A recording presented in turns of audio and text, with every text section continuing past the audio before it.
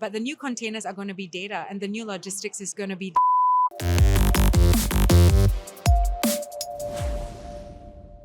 ASEAN's middle class is set to nearly double by 2030, but the real story may be the rise of digital micro entrepreneurs and cross border sellers. From your perspective, how can payments policy and infrastructure design unlock their potential while ensuring inclusion and trust? I'm super excited about the future of micro SMEs in ASEAN, and I think we are standing at the precipice of a very exciting phase in ASEAN's growth. Three key trends that I just wanted to highlight. One is that we're seeing a lot of homegrown companies really come to the fore with not only utilizing new technologies, but also new business models. We're seeing content creators as well as SMEs who are involved in rejuvenating the goods trade. At Amazon, most of our customers expect inventory and also products that are new, fresh, and available from the market. One of the things that I think ASEAN can really do better to support SME growth is to really focus on the fundamentals. So it's not just about, watching the trend lines of new technologies, but really getting policy right. How do we support SMEs by ensuring that our regulations in the payment space do facilitate SMEs to participate and accept new payment methods? How can we also make things like cross-border settlements and cross-border payments a lot more seamless, more streamlined? And that's where regulators need to collaborate with partners on the ground, industry, academic, civil society, so that we can get policy right. The second trend that I wanted to highlight that I am very excited about personally is that we're really seeing a lot of new payments companies in this part of the world really customizing the customer experience and ensuring that there's specialization in how they present payment methods. So you and I are used to cards because we're old school, but young people nowadays are paying through account to account or pay now and prompt pay. And I think that the time is right for us to ensure that products does not precede policy. So ensuring that governance is built in as an innovation layer, and that we design governance as part of the product stack. How can we do that? We can do that by ensuring that industry, especially SMEs, are involved in the policy making process, and that they are consulted right from the get-go. The very last thing that I would highlight also, and as someone who was born and raised in Southeast Asia, I'm very proud of, is that we're looking at a lot of companies from Southeast Asia internationalizing.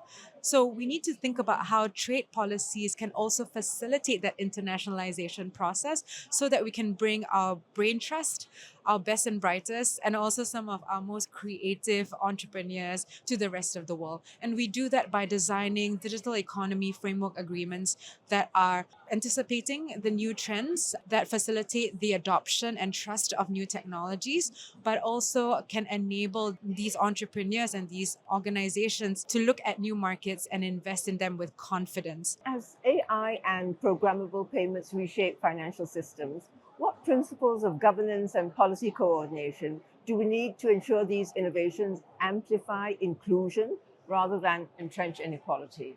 I think irrespective of the new technologies that we're talking about, whether it's AI or whether it's programmable money, I think that there are 4 C's that we need to adhere to. The first C really is coherence. How can we ensure that policy is coherent across domestic circumstances as well as across borders? What do I mean by coherence? I mean that policy is designed to enable business growth while also protecting customers, and that they are aligned with the norms of the financial sector, some of the fundamentals that already exist. The second C that we need to also ensure that we imbue in policymaking is clarity. A lot of the times when regulators and industry leaders talk about new policies, there is almost a deluge of information that we have to sieve through. How can we work together to ensure that policy making creates more clarity and more certainty for businesses so that they can invest, so that they can hire, so that there can be growth? The third C that I would highlight also is collaboration.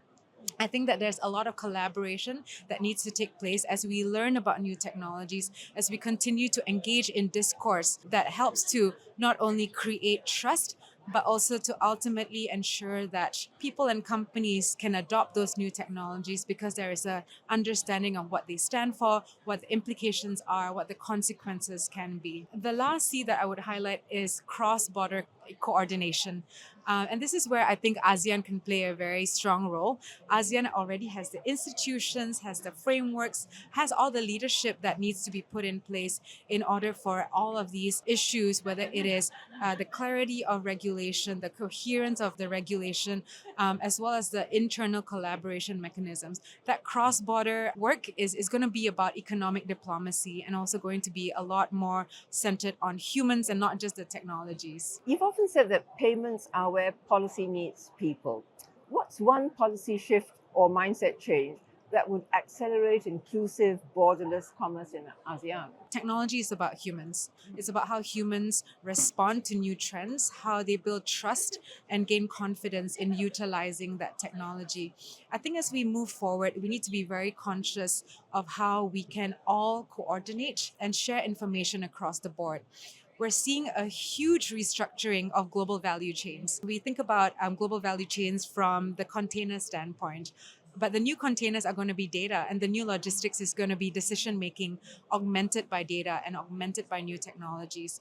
So, as we move forward, I think what's really important is for us to continue to work together, both across industry and across different kinds of government agencies, and also across borders. We really need to make sure that we develop a coherent strategy to ensure that technology actually serves the human purpose.